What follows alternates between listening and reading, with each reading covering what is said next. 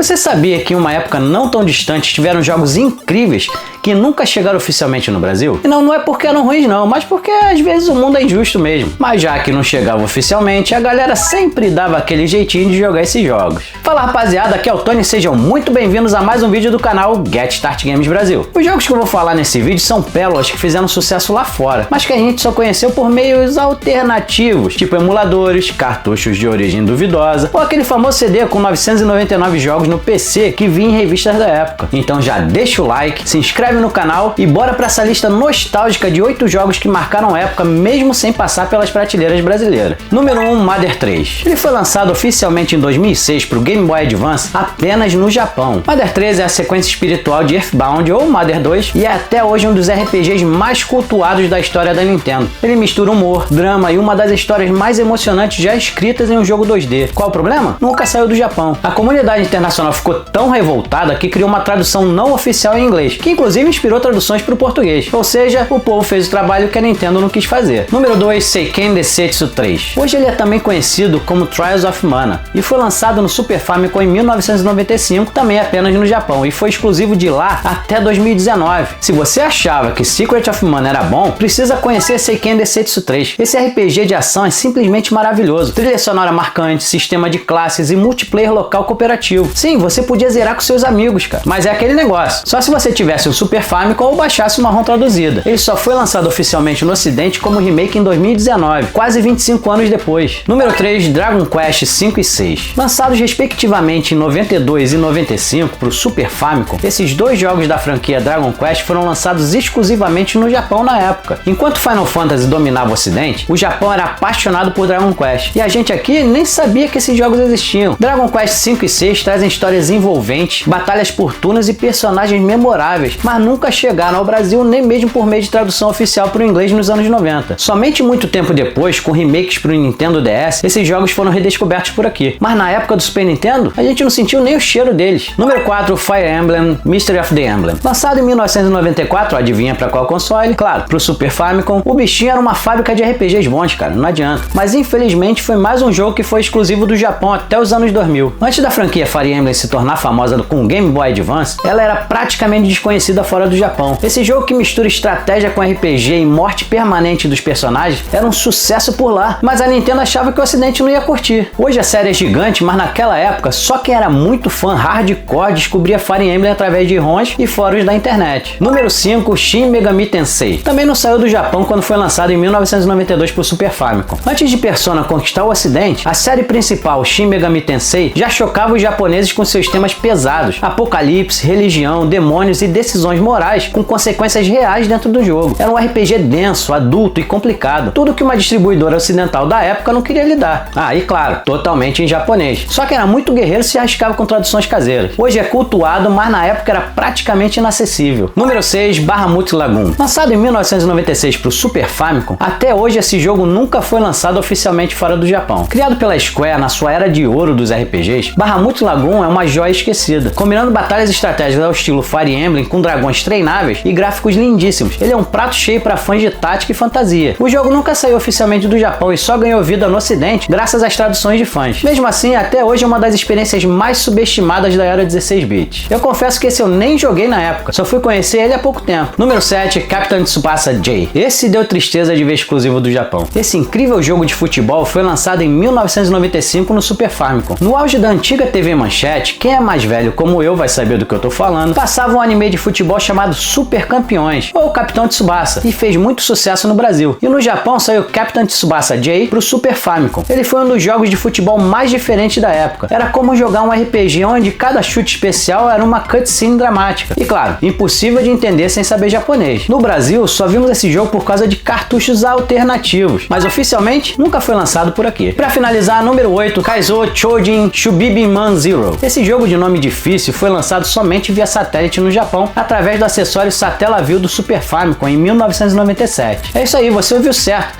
Esse jogo foi lançado por download em 1997, mas não pensa que foi pela internet não, mas sim por satélite. O Shubibinman Zero era um beat'em up futurista com visual estilo anime e ação frenética. Nunca saiu em cartucho físico na época e muito menos chegou ao ocidente. Hoje em dia é item de colecionador e só quem curte muito o Super Famicom conhece essa pérola. Rapaz, esse eu só fui saber dele agora hora quando pesquisava esses jogos pro vídeo. Mas e aí, você já jogou algum desses jogos? Ou tá ouvindo falar deles só agora? Comenta aqui embaixo qual desses jogos você gostaria de ver relançado oficialmente no Brasil. Ah, e me diz aí também se vocês querem ver uma parte 2. Tem muito jogo bom que não chegou nem perto do Brasil. E já deixa o like, compartilha esse vídeo com aquele amigo que vivia alugando os cartuchos nas locadoras dos anos 90 e 2000 e se inscreve no canal para não perder nenhum vídeo novo e também fazer parte dessa comunidade top, né? Ah, e não sai daí não, clica nesse vídeo que o YouTube tá te sugerindo que eu tenho certeza que você vai adorar. Então, muito obrigado por assistir até o final, fiquem com Deus e nos vemos no próximo vídeo. Fui!